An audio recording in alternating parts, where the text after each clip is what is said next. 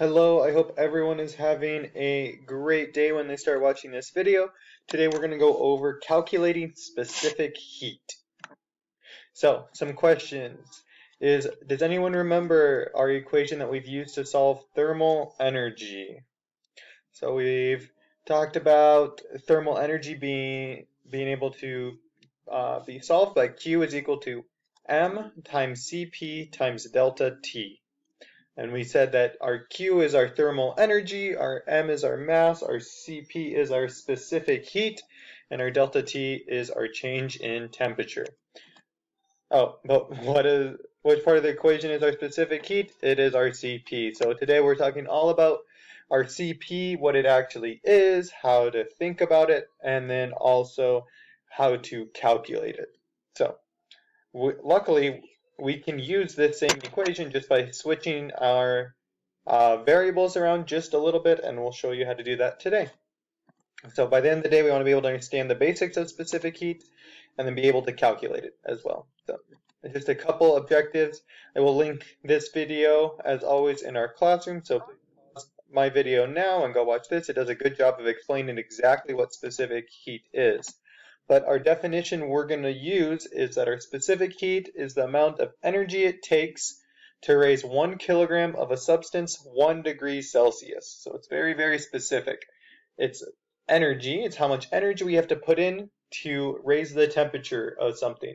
So if we have a very high specific heat, we have to put a lot of energy in. We can see in our table over here that water has our highest specific heat out of all of these examples. Out of aluminum, copper, olive oil, silver, water takes a lot of energy to raise the temperature just a little bit. And so, a good way to think of it is the energy it takes to warm things up. Heat capacity means it takes a long thing to warm things up. Water, low heat capacity means things warm up very quickly. So our video had a great example of a beach. When we're on, if you guys have ever been to the beach, our sand on the beach heats up very quickly because it has a very low heat capacity, meaning that only with a little bit of energy, with just a little bit of sun, it can get very hot. But we want to go running into the water to cool down because the water is very cold because it has a high heat capacity. It would take a lot of energy from the sun to heat up all of our ocean. So that is the idea. Let's think about it with this fun thought experiment here. So we're going to watch this video and answer the following question. What was in our first balloon? What was in our second balloon? Why did the first balloon not burst? And why did the second balloon burst? So let's watch it. We put our first balloon over this flame, over this candle. Nothing happens. We put our second one over it, and it pops. So let's look back at our, and maybe you have done this before. Maybe you've put water in a balloon. That's what they're doing here. It looks just kind of like this when we have to set it down. And then our second balloon has just air in it, so just like a normal balloon would. And what happened to the first balloon did not burst because the water has a high heat capacity. So the water absorbed the heat from the candle, while the second balloon had air in it. And so the air, rather than absorbing the energy from the flame, caught on fire in a combustion reaction, like we have learned about. And so our second balloon burst, our first balloon did not, because the water has a high heat capacity. The water can take in a lot of energy without raising its temperature. Our air has a low heat capacity, so with just a little bit of energy, our temperature rose very quickly. So let's talk about calculating our specific heat. So that's what it is. It's the amount of energy it takes to raise a substance raise the temperature of a substance.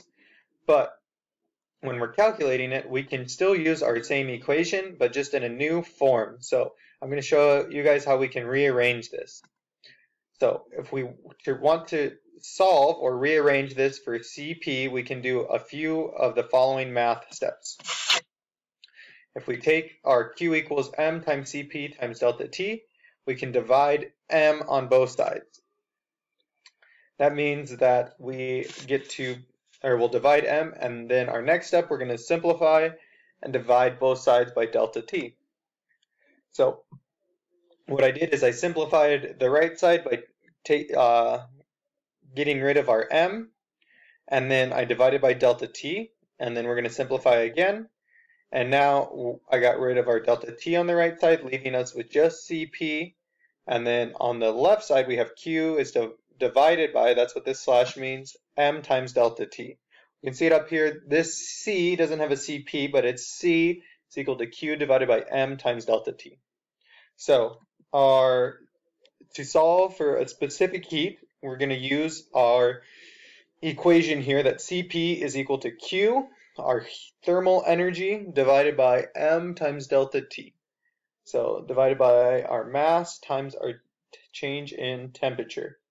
So this is the equation we're going to use. I just wanted to show you guys where it came from. It comes from our equation that we already know and have learned about, which is Q is equal to M times CP times delta T. It's all the same variables, just in a new form. But if you guys know how to use just this form, that's good too. You won't have to do all these steps I just showed you.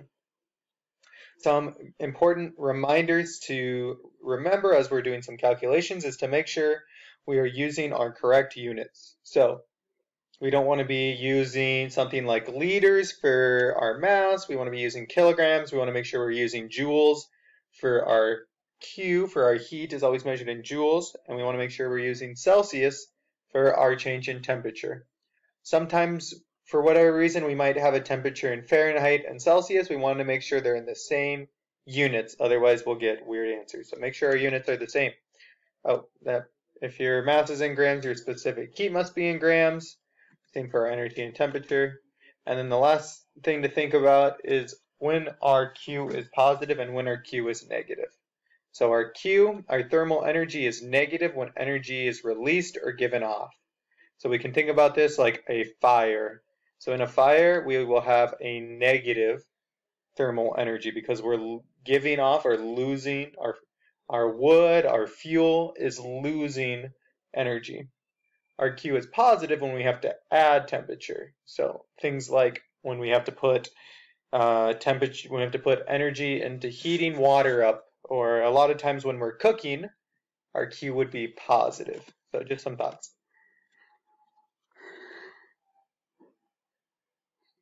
Sorry, excuse me. So we're going to go through a couple examples just because I want to show you guys what this would look like in terms of a example, in terms of a word problem. So this dragon glass, which I found a picture of, requires 3,840 joules to raise the temperature of a mass of 156 grams by 18 degrees Celsius. So we have to calculate the specific heat of the dragon glass.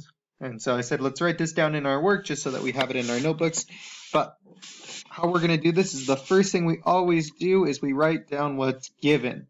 So once we know what's given, then it can help us pick which equation we need to do and help us understand. But I think the best thing to do first is always write down what our numbers mean in terms of our variables. So when we see anything in J next to, or in joules, I should say, it's going to be a heat or a thermal energy. It'll be an energy.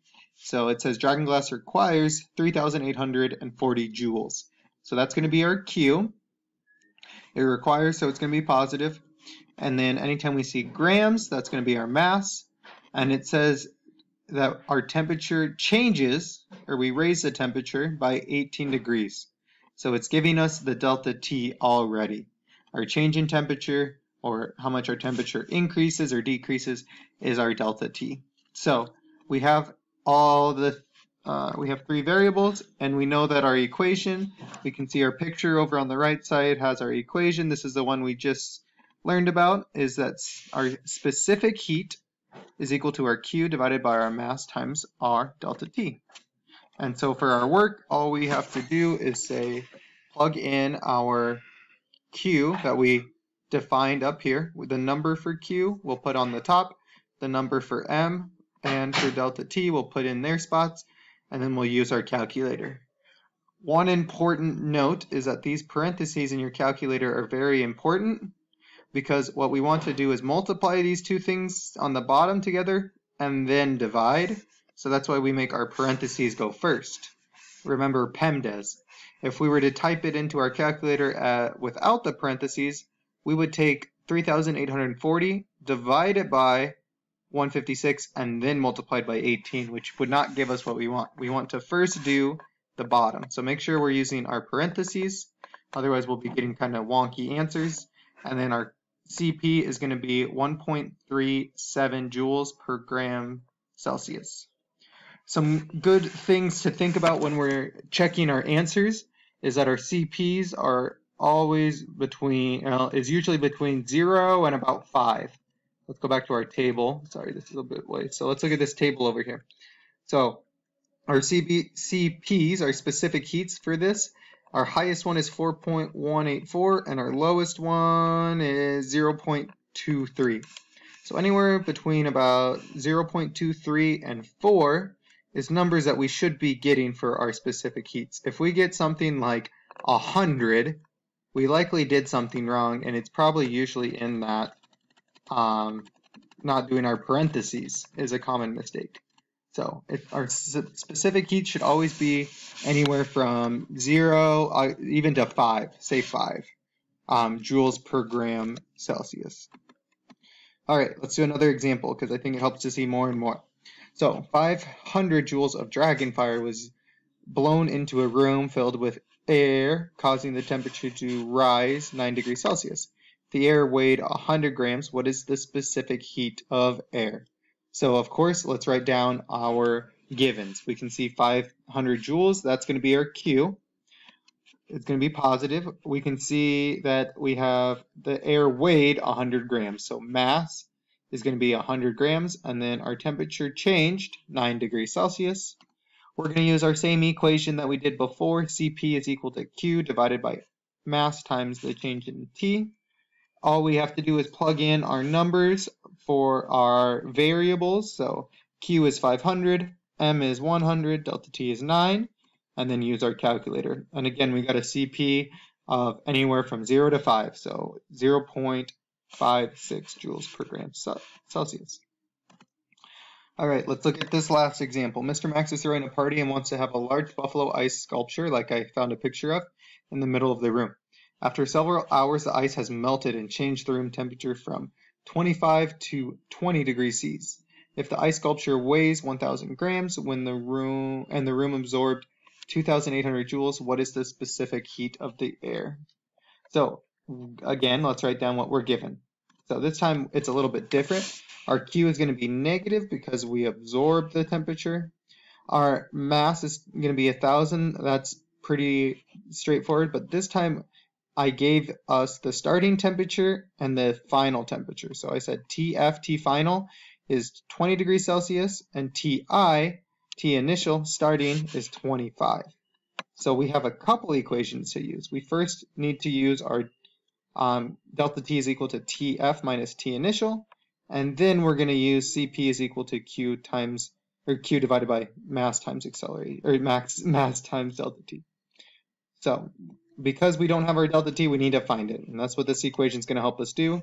We plug in 20 and 25, our delta T is -5, and then we can plug it into our CP equation, just like we have on the last couple examples, and we get an answer of our CP is 0.56 joules per gram Celsius. So the last note I want to make is our answer here is the same as our one before. This because we're solving for the CP of air. The specific heat of air is the question for both of them. What is the specific heat of air? What is the specific heat of air? Specific heat is a constant value, so it doesn't change unless the substance changes. Air is always going to have the same specific heat. So just an important kind of fun note about it. I hope our video made sense. As always, if you have any questions, please let me know.